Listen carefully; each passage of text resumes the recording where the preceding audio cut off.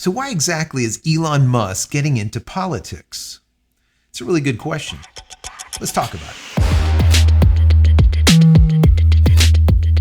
Hey everybody, welcome back to the channel. Thank you so much once again joining me for tea time. What do you think? The mug of the day, pick your poison. It's that time of year. I absolutely love it. I hope you're joining me with your cup of tea, maybe a cup of coffee, hanging out, talking tech, talking photo, talking video. Today is a technology day. We're going to be talking about SpaceX, we're talking about Elon Musk, and what the heck is going on with him? Why is he so into politics?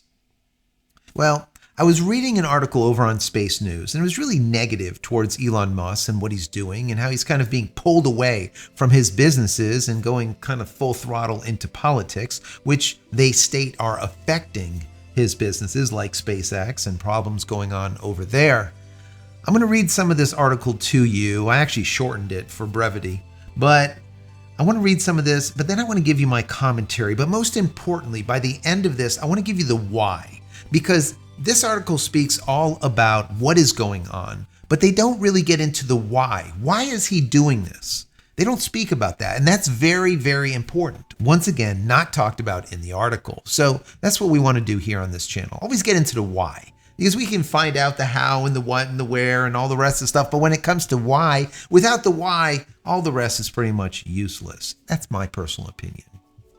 So before we get into this, I just want to say that if you enjoy the content, throw it a thumbs up. That's very helpful. Don't forget to subscribe if you're not. If you are, I appreciate that. Thank you. Click this little notification button over here so when I go live, when a new video comes out, you'll be notified of it immediately. If you want to say thank you for all of my hard work, there's a thank you button that YouTube gave us down there. You could click on that, give $1 or $2 if you like. If not, it's perfectly fine. The video is still free. Consider becoming a member of the channel. That would be even better. And if you haven't downloaded any of my ebooks, they are free just for you being here. Go to JCristina.com/books. Finally, when you're done watching this video, if you're looking for more of this type of content, I put together 350 plus videos just for you on SpaceX Starlink. Helpful how-tos, tips, tricks, what to do, what not to do, what to buy, what not to buy, the why behind everything, once again, because this channel is all about the why. I'll put a link to them right here. This is where you can find the plate. Don't click on it yet. But when you're done watching this video, click here and you'll be able to see all of those videos, hundreds and hundreds of hours of this topic. So let's get into this article now that the housekeeping is concluded and see exactly what they're saying about Elon Musk here.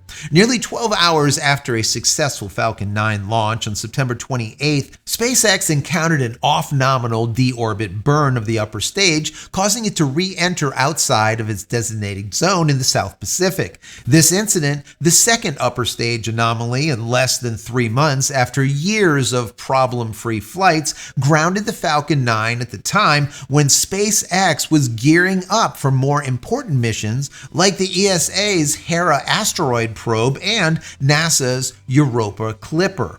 Surprisingly absent from any discussion about the latest setbacks was SpaceX's CEO, Elon Musk. Unlike the similar issue in July when Musk actively updated followers on X about efforts to recover the stranded Starlink satellites, he remained silent this time, offering no public reassurance about what went wrong or when Falcon 9 would fly again. Instead of addressing the anomaly, Musk's recent activity on X have centered around politics, including grievances with regulatory bodies. Rightfully so.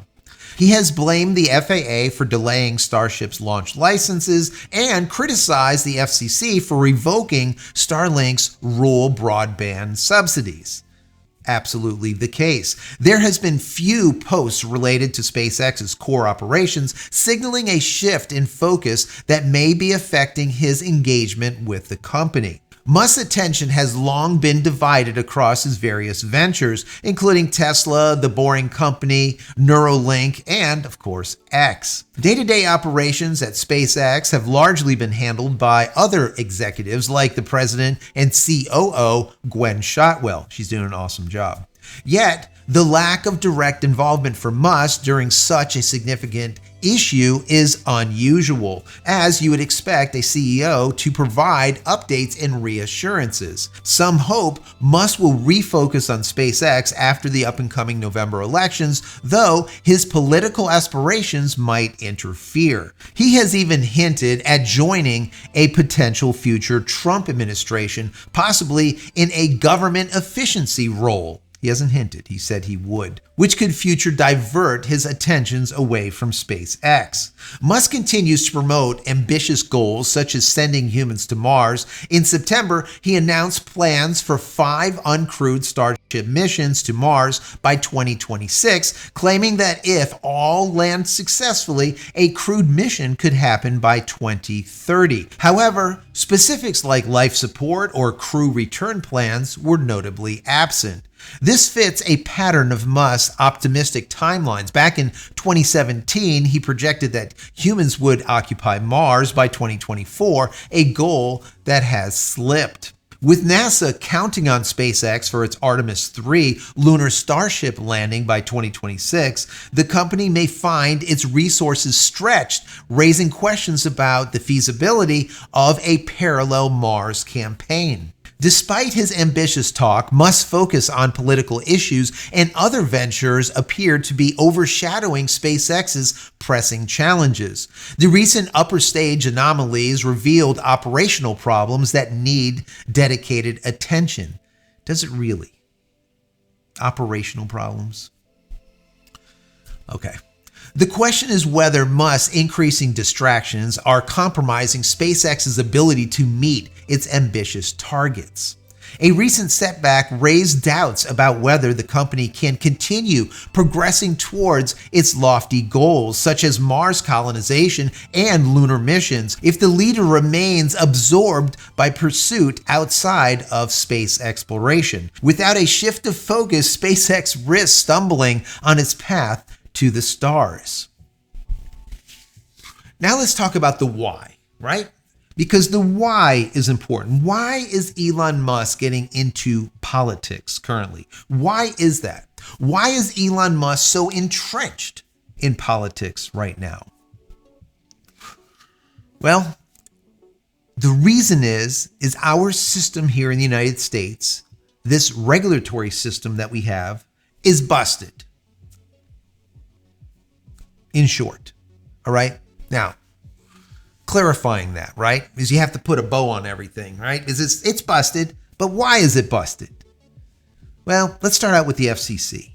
The FCC is put together by commissioners, right? There's 5 commissioners, and 3 of the 5 commissioners can be from one party. That's it. 3 out of the 5. And when there's a Democrat in office, there is 3 commissioners that are Democrat and 2 that are Republican. If there's a Republican president in office, there are 3 Republicans and 2 Democrats. What does this mean? The majority of time, the FCC is voting on political lines. So if there's a majority of Democrats that are currently in the commissioner seat, well, anything that goes through it is going to have a Democrat bias. That's busted. The FAA. Well, unlike the FCC, they do not have commissioners. There's not 5 commissioners on the FAA. The way the FAA works is the administrator is appointed by who? The president. So the current FAA administrator is a Democrat. Her name is Polly Trottenberg, and she was the Deputy Secretary of Transportation under Obama. She also was a commissioner of the New York City Department of Transportation, once again under Obama. She is a Democrat. She's the one that is the administrator or the leader of the FAA. So you got the FCC, they're dealing with radio and TV and cable and wire and of course satellite and spectrum allocation. And then you have the FAA that's involved with obviously transportation. Now you have NASA. Now NASA, once again, unlike the FCC that has commissioners, they are more like the FAA. They have an administrator. And that administrator is appointed by who? Right, the current sitting president. once again with the bias towards the Democrat Party. And they are in charge of providing contracts to private companies like SpaceX. Are you following this? Then, of course, we have Fish and Wildlife. We love these guys over there at Fish and Wildlife, looking at the fern, checking the water quality, making sure there's not a dead fish after the launch. The Fish and Wildlife people, how do they work? Well, they don't have an administrator. They don't have commissioners. They basically have one director. And that director is appointed by, you guessed it, the president. So the current director at the FWS, Fish and Wildlife and Services people, well, they're a Democrat and they are giving Elon a lot of shit. Then we have the EPA, another great organization, regulatory body. They have an administrator. And who do you think the administrator is appointed by? Exactly. DOD, Department of Commerce, NOAA. I don't care any of these agencies. It's all the same damn story. It's broken. It is broken. It should not be like that. It should not. Just so you guys understand this, because this is very important too. Some people don't understand why the Republicans want to win the Senate or the Democrats want to win the Senate. The Senate is so damn important. Why is that? Because each one of these appointees that got in there, they have to be vetted or they have to be agreed to by the Senate. So the president will appoint their Democrat, because right now we have a Democrat in office, and then the Senate will have to say, yeah, go ahead. I love that appointee. So if you have a Democrat that's currently the president and you have a Republican Senate, they can make it very difficult for those Democrats to get in. The same thing holds true the other way around. If you have a Republican president and Democrat majority in the Senate, well, it's going to be that push and pull. And they will not get what they want the same way. But currently, we have a 49-51 Senate, meaning there's 49 Republicans and 51 Democrats. That means that every one of these appointees that went into all of these regulatory bodies are Democrats. And once again, this is a broken ass system.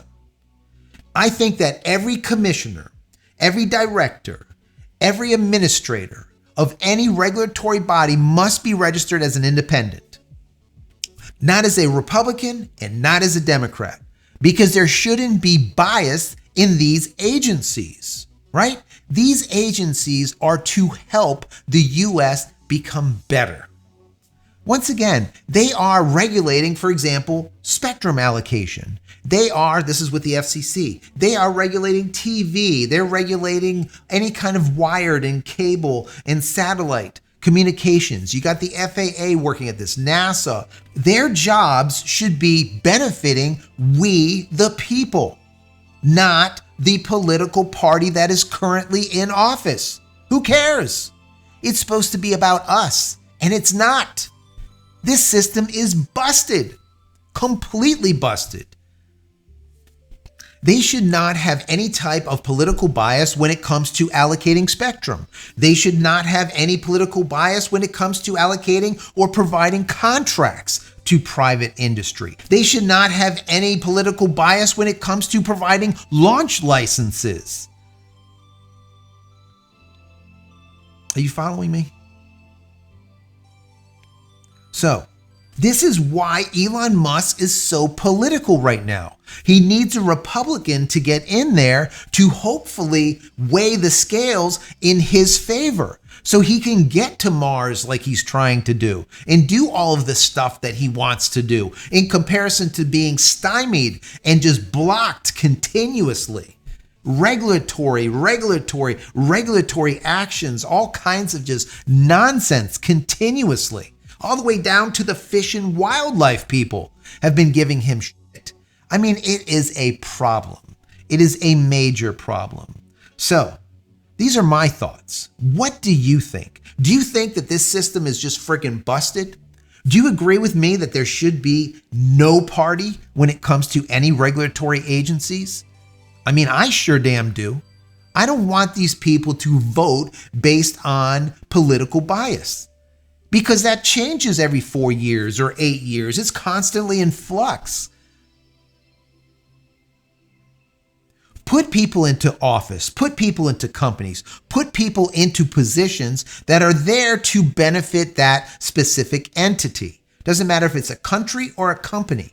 They should be there only for that purpose and no other. And the problem is the majority of these people that are in there are there for a ton of other reasons besides us.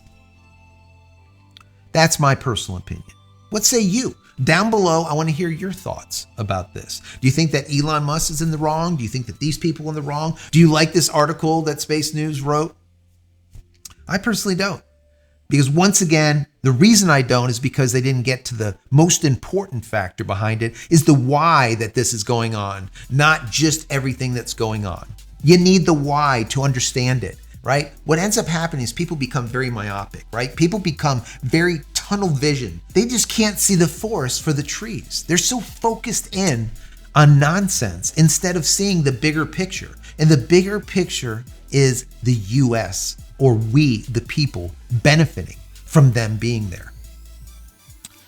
Anyways, down below, once again, I want to hear from you. And finally, head over to my website, JCristina.com, where you can find all the photography tools I've invented for you and me over the many years, and my merch and my shirts and my tees and my books and everything else. If there's something there that you like over at JCristina.com, pick it up. Help support me and my family. Many blessings to you and your family. Stay safe, stay healthy, stay connected, and we'll see you in the next one.